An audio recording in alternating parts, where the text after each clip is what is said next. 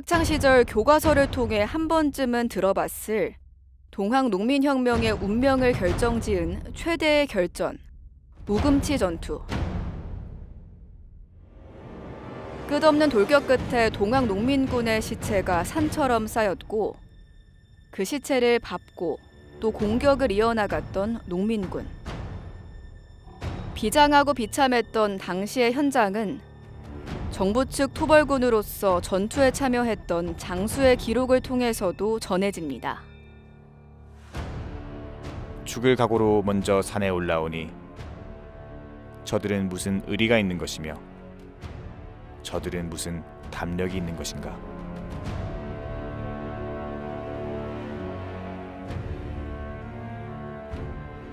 하지만 여기 여전히 풀리지 않은 의문이 있습니다.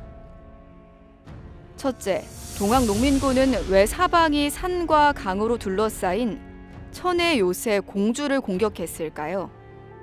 삼국시대 위기의 백제가 나라를 살리기 위해 수도를 옮겼던 곳. 조선시대 수만 명의 반란군을 피해 왕이 몸을 숨겼던 곳. 조금 의문스러운 것 중에 하나가 과연 공주로 갔어야 되느냐. 강을 끼고 분지로 되어 있고 또 남쪽으로도 산이 이렇게 뺑둘러 쳐져 있어요. 그래서 이곳은 어떤 작전사령부, 그렇지 참모본부가 들어설 수 있을 만한 그런 중심적인 군사 요청이에요. 그러니까 이것이 공략하기가 쉬운 것이 아니라는 거죠.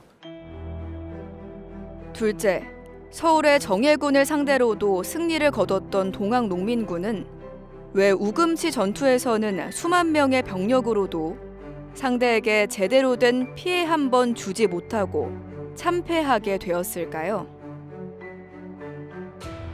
오늘은 그 의문을 해결하기 위해 특별한 기록물을 찾았습니다. 동학농민혁명 기록물을 가장 많이 보유한 기관 중 한 곳이 바로 서울대 규장각 한국학연구원입니다. 이 중에 공산초비기라는 자료에 주목해야 할 필요가 있습니다. 동학농민혁명 최대의 전면전, 우금치 전투 당시의 상황에 대한 정확한 기록과 상세한 지형도가 포함돼 그 가치가 남다른데요.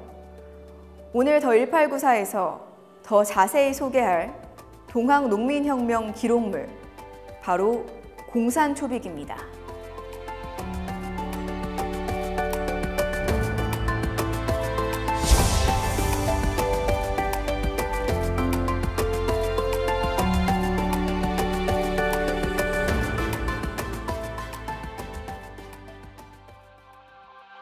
서울특별시 관악구에 위치한 규장각 한국학연구원에는 우금치 전투 당시 상황에 대한 자세한 이야기가 담긴 동학농민혁명 기록물이 있습니다.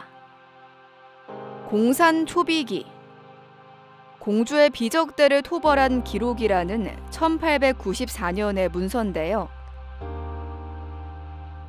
공산초비기는 사실 농민군의 입장에서 서술된 기록은 아니고 관군의 입장에서 기록된 것이라고 할 수 있습니다. 그래서 이인, 효포, 그리고 우금치 지역에서 일어난 농민군을 상대로 일본군과 관군이 연합을 해서 벌인 전투에 대해서 상세한 배치도와 함께 전투가 어떤 방향으로 진행되었는지 서술이 되어 있습니다. 여기 서술에 보면은 그 겐지스강의 모래알처럼 농민군이 일어났다고, 이들의 수가 너무 많았다라고 해요. 어떻게 보면 민중이 어떤 연대를 하고 또 공동체 의식을 가지고 저항을 한 그런 기록물로서의 가치를 찾아볼 수 있습니다. 총 24페이지로 구성된 이 기록물에는 1894년 10월부터 11월 11일까지 충청남도 공주시 일대에서 벌어진 전투에 대해 상세히 기록하고 있습니다. 이인 전투, 효포 전투, 그리고 우금치 전투라는 세 전투의 상황에 대해 시간순으로 기록한 이 책에는 각 전투마다의 지형도와 더불어 부대 배치도까지 수록돼 있습니다.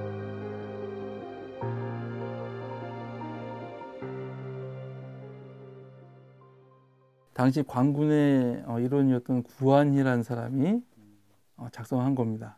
이게 북쪽에서 남한 관군 입장에서 그려진 그림이기 때문에 남북이 바뀌어져 있습니다. 그래서 여기 보시면 남이라고 적혀져 있고 여긴 북이라고 적혀져 있어요. 지형상으로 우리가 이제 주목할 곳이 바로 역시나 우금치입니다. 우금치는 이제 호남 지역에서 공주로 올라가는 길목에 있는 야트막한 언덕이죠. 그러니까 이 지점을 좌우로 해서 동서로 해서는 산봉우리가 올라와 있기 때문에 결국 공주 가명으로 들어오기 위해서는 이 우금치를 반드시 통과를 해야 되는 상황입니다. 전라도에서 올라온 전봉준과 농민군 세력은 우금치 언덕을 넘기 위해 사투를 벌이게 됩니다.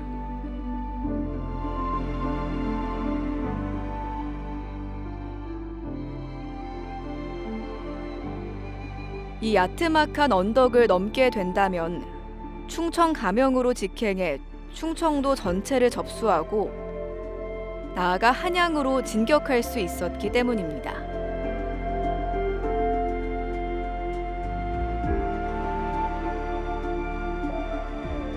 공주를 점령한다는 것은 곧 이제 충청도 금강 지역을 기반으로 해가지고 서울로 올라갈 수 있다라는 것을 의미해요. 가명을 지키기 위한 이제 부대 배치로 성하영 그리고 이제 구상조, 신창이 가명을 둘러싼 상기슭에 배치가 되었다. 그러니까 당시로서는 관군 주력이 지금 우금치에 내려와 있는 거예요. 그리고 이제 더욱더 주목해야 될 것은 여기 보면은 1대위 유진이라고 적혀져 있어요. 일본군 대위라는 거죠. 모리오 마사이치라는 일본군 대위가 한개 중대 병력을 이끌고 배치되어 있습니다. 이 부대가 농민군을 격퇴시킨 가장 중요한 부대죠. 생각해보면 그렇게 숫자가 많지가 않아요. 당시 중대 병력이 아마 200명을 넘지 못했을 겁니다. 1대위 유진 맞은편에 이제 남쪽 방향에 상기슭에 전적 유진이라고 적혀져 있어요. 이게 바로 전봉준 부대가 주둔하고 있다라는. 전봉준이 우금치의 남쪽의 상기슭에 주둔을 하고 그 앞에는 우금치를 기점을 해가지고 일본군 대위 모리오 마사이치 대위가 후비보병 제19연대 제3대대 병력 중 일부 한개 중대 병력을 이끌고 가장 최전방에 배치되어 있었고 그 뒤로는 성하영을 부대장으로 하는 조선군 주력이 바로 후위에서 일본군을 보조하는 방식으로 해가지고 우금치에서 대치하고 있었다.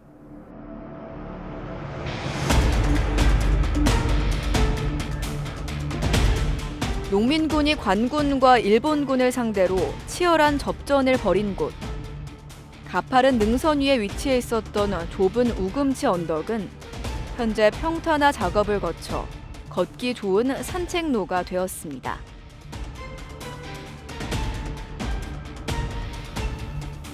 경사가 험해서 소를 몰고는 넘을 수 없는 고개 또는 금광맥이 있어서 소만한 금덩어리가 있다고도 불린 고개.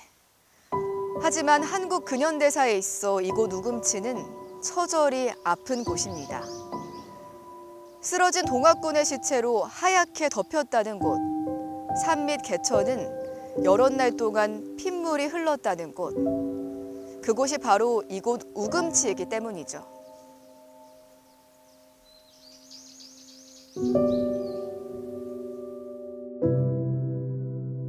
동학농민혁명 시기 이 지형은 이쪽 산줄기와 저 높은 산봉우리가 서로 연결되는 그런 산줄기 지형으로 이렇게 추정이 됩니다. 그러니까 높은 곳이었죠. 여기가 세로가 파여진 곳인가요? 그렇죠. 원래 여기 하나의 큰 능선이었단 말이에요. 예, 산줄기. 동학농민혁명 시기 일본군은 한 5천여 명이 동원됐고 그중에 후비 19대대 동학농민군 진압 전담부대는 한 700여 명. 그게 삼로로 내려가거든요.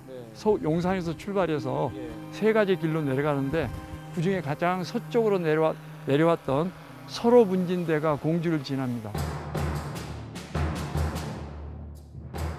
우금치 전투 당시 농민군이 상대해야 했던 일본군의 전력은 후비보병 제19대대. 그중 모리오 마사이치 대위의 지휘를 받는 서로 분진대 약 150명이었습니다. 후비 보병이란 쉽게 말해 전시에 동원된 예비군 부대를 의미하는데요. 주력 부대가 아닌 예비군 부대였기에 무기 또한 당시로서는 구식 소총에 가까웠던 스나이더 엔필드 소총이 보급되었습니다. 이 스나이더 소총은 비록 당시의 구식 소총이었음에도 농민군의 화승총과는 차원이 다른 무기였습니다. 화승총에 비해 적에게 실질적인 피해를 줄 수 있는 유효 사거리가 무려 3배가량 길었고 총알을 뒤로 넣고 바로 격발할 수 있는 후장식 소총이라 사격 속도 또한 3배가량 빨랐습니다.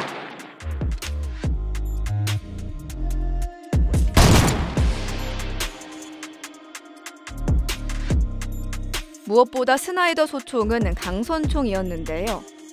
강선이란 총신에 파여진 나선형 홈을 의미했습니다. 총알이 발사되면서 이 나선형 홈, 즉 강선과 맞물려 회전하기에 화승총에 비해 관통력과 정확도가 월등히 앞섰습니다. 양측의 무장의 차이가 가장 커다란 것이죠. 일본군 같은 경우는 후장식 탄알 장전에 거의 오늘날의 소총의 메커니즘과 크게 다르지 않은 방식의 근대적 소총을 사용을 했고, 이제 농민군들 대부분은 일단 모든 인원들이 싹 다 총기류로 무장을 하고 있었던 것은 아니고 관하에서 가지고 있었던 조총, 그러니까 화승총이라고 부르죠. 심지에 불을 붙여가지고 터트려가지고 탄환을 발사시키는 방식의 근대적 소총에 비해서 사거리가 현저히 떨어지고 명중률도 떨어지고. 그뿐만 아니라 조선의 관군 또한 농민군에게는 무시할 수 없는 존재였습니다. 농민군이 수도에서 내려보낸 관군을 상대로 큰 승리를 거뒀던 황룡촌 전투 때와는 달리 우금치 전투 당시의 관군은 일본군에 의해 재개편되고 일본군의 지휘를 받는 부대였습니다. 신식 군제를 받아들인 일본군을 따라 관군 또한 전술면에서 한층 더 위협적인 존재가 되었는데요. 공산초비기의 기록 속에서도 볼 수 있듯이 이들은 부대를 나누어 순환시키며 경계태세를 유지했고 심지어 위장 게릴라 전술까지도 구사하며 신식 병법을 통해 농민군에게 피해를 줬습니다.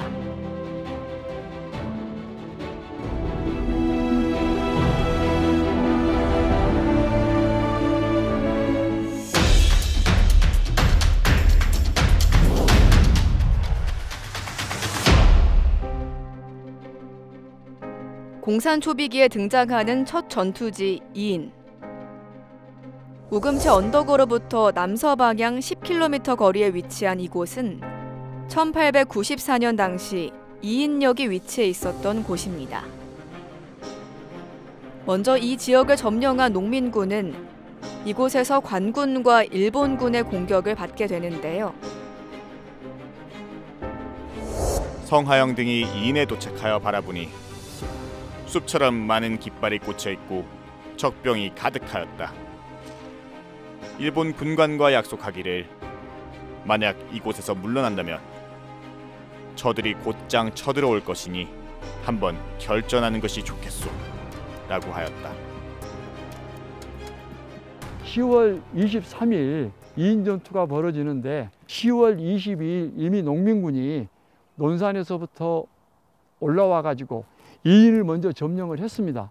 그래서 10월 23일은 하루 종일 전투가 벌어지는데 정면에서는 충청 감영군 구한이 부대가, 남쪽에서는 성하영의 경리청 부대가, 그 다음에 북쪽에서는 일본군 스즈키 소위 부대가 이 이인역을 두고 공격을 했고, 어느 시기쯤 동학농민군이 이인역을 탈출해서 취병산으로 올라갑니다. 그래서 이 취병산을 올라갔을 때는 동학농민군이 전주성에서부터 가지고 온 회선포도 쏘았다고 이야기가 됩니다. 관군이 이인역에 들어가 점거하자 적병이 연속 대포를 발사하였는데 탄환이 없고 소리만 들릴 뿐이었다. 농민군이 발포한 연속 대포는 황룡촌 전투 당시 관군으로부터 입수한 것으로 추정됩니다. 하지만 탄환이 없어 실질적인 전투력을 발휘하지 못했다는 사실을 알 수 있습니다. 이인역을 차지했지만 되려 고지를 빼앗긴 관군과 일본군. 적병이 높은 곳으로 올라가서 평지에서 위를 보고 총을 쏘게 되어 형세가 오래 버티기가 어려웠다. 같은 날인 10월 23일 우금치 언덕으로부터 동쪽 방면 10km 거리인 효포에서 또 다른 전투가 벌어지는데요. 공산초비기의 기록에 따르면 효포에 집결했던 농민군의 숫자가 겐지스 강의 모래알처럼 많았다고 합니다. 여기 봉화대에서부터 시작을 해서 최소한 우금티 근처까지 동학농민군이 포위를 하고 있었고요. 이 앞에 보이는 건너편의 산이나 들판에 다 깃발을 들고 동학농민군들이 포위를 하고 있었습니다.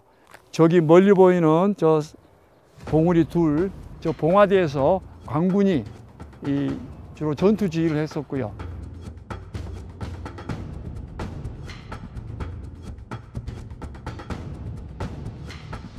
실제로 큰 전투는 바로 오른쪽 편에 이 산줄기, 산자락을 따라서 당시 3천여 명이 주력 군대가 거기 포진을 하고 이 산줄기를 따라서 저기를 넘어가려고 했던 그러한 기록이 확인이 됩니다.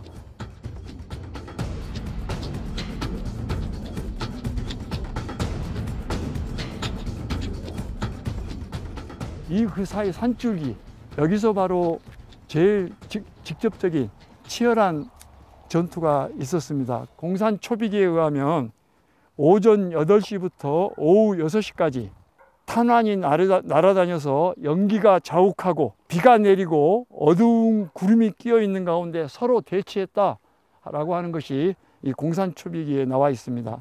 24일 저녁 무렵에 일본군 모리오 부대가 도착을 하고 또 선봉진이 이끄는 중앙경군이 추가로 이렇게 도착하면서 혈전 몇 시간 동안 결국 전투하다가 1시 무렵에 모리오데이가 이 협포 전투는 일단 끝났다고 보고 공주 감형으로 퇴각을 합니다. 일본군도 위협할 만큼 사실은 엄청난 병력이 있었다는 거네요. 그러면은 30리 포위망 또는 40리 포위망에 농민군들이 기본적으로 주둔하고 있었고, 하지만 결국 효포 전투도 관군과 일본군의 승리로 돌아가는데요. 그 과정에서 이런 기록이 남아 있습니다. 퇴각할 적에 총소리를 연이어 울리면서 전투를 벌이려는 형세인 듯이 하다가 적병의 우두머리가 수습하고 나서 산으로 올라갔다. 일본 병사와 관군이 이를 보고 저들 역시 병법을 아는 자가 있다고 말하였다. 이후 관군은 농민군이 주둔하고 있던 성채까지 추격해 들어오고 농민군은 가지고 있던 대포와 깃발을 빼앗기게 됩니다. 10월 25일 효포 전투를 끝으로 농민군은 남쪽으로 퇴각하게 됩니다. 하지만 며칠 후 관군 측 정탐병이 이런 보고를 하는데요. 적병이 다시 논산에서 모여 남은 무리를 불러 모아서 완산에 근거지를 둔 김계남에게 구원병을 요청하고 힘을 합쳐 다시 거병하자고 하였다. 그리고 마침내 11월 8일 양측 주력 부대는 우금치 언덕으로 집결하게 됩니다. 마지막 승부를 보기 위해서죠. 11월 9일 전투에 바로 이렇게 다 포위를 한 걸로 되어 있습니다. 최소한 이렇게 40리 길을 16km를 농민군이 40에서 50리를 11월 9일에 이렇게 다 포위를 한 거죠. 그러면서 동시에 한 군데, 두 군데, 세 군데, 네 군데에서 전투가 벌어진 것을 기록에서 확인됩니다. 마침내 일본인 군관이 군사를 나누어 우금치와 견준봉 사이에 이르러 산허리에서 나열하여 일시에 총을 발사하고 다시 산속으로 은신하였다. 적병이 고개를 넘으려고 하자 또 산허리에 올라 일제히 발사하였는데 4, 50차례를 이와 같이 하였다. 그러니까 4, 50차례 돌격, 사격, 후퇴가 이제 반복이 되었다는 거예요.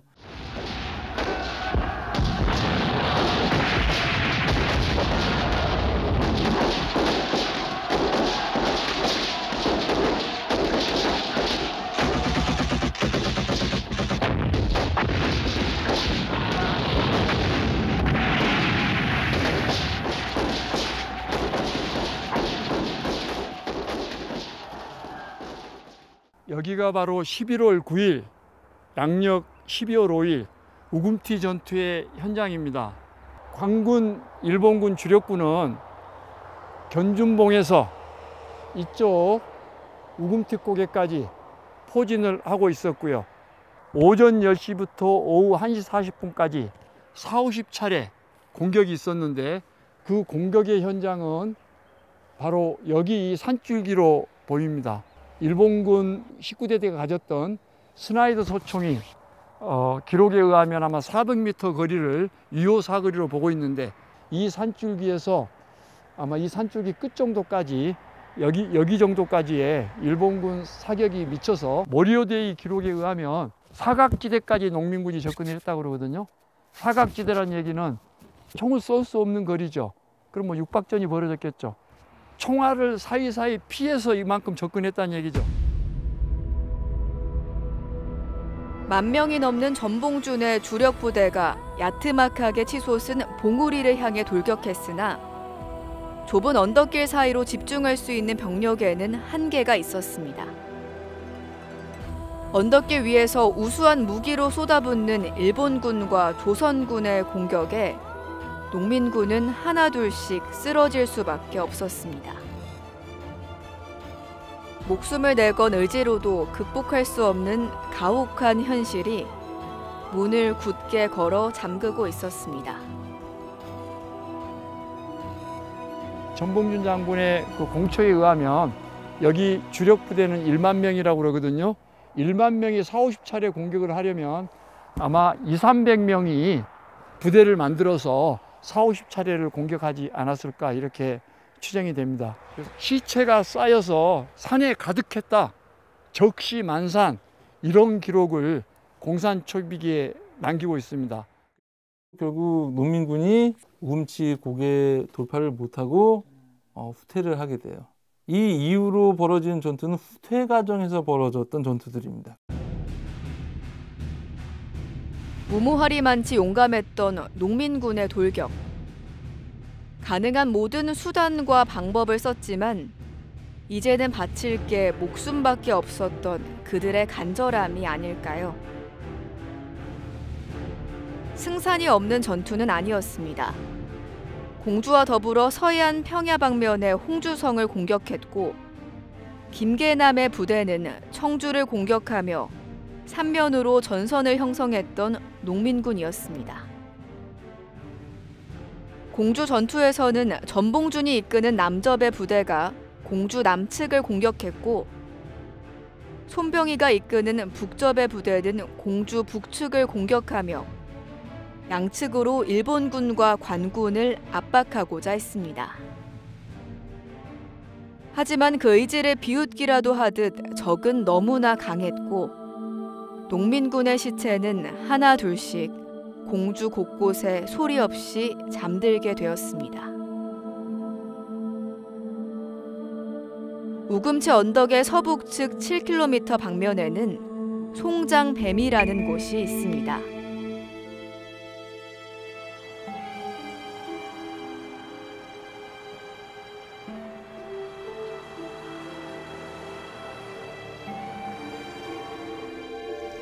신식 무기로 무장한 일본군과 관군. 그 격전지에서 희생당한 건 오로지 농민군뿐이었습니다. 일평생 땅을 일구며 살아온 그들은 큰 가뭄에도 절대 마르지 않는다는 깊은 연못, 용못에 수장되는데요. 그런 연유로 이곳에 붙여진 이름이 송장뱀이입니다. 시체를 쌓아둔 곳이란 뜻인데 너무나 참혹했던 이 땅은 한동안 묵히고 농사를 짓지 않는 곳이 됐다고 합니다.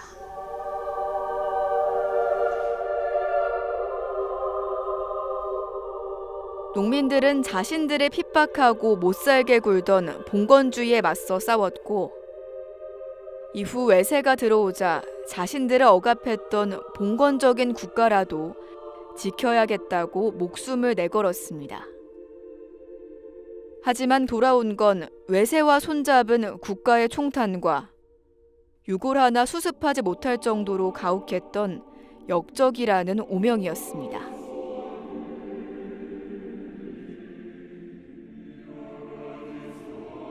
농민군이 넘지 못했던 통한의 우금치 언덕.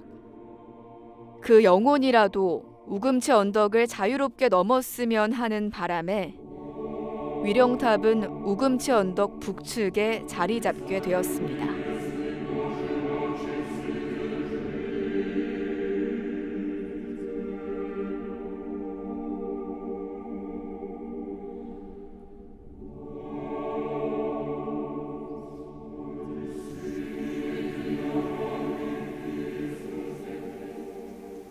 우금치 전투의 패배는 동학 농민군만의 패배가 아니었습니다.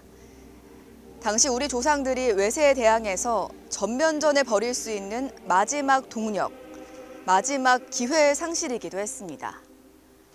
공산초비기는 동학 농민군이 아닌 진압군이 남긴 기록물이긴 합니다. 하지만 나라로부터 착취당하고 버림받았을지언정 그 나라, 우리나라를 구하기 위해 목숨을 걸었던 선조들의 발자취가 남아있다는 점에서 우리의 소중한 기록이자 유산입니다.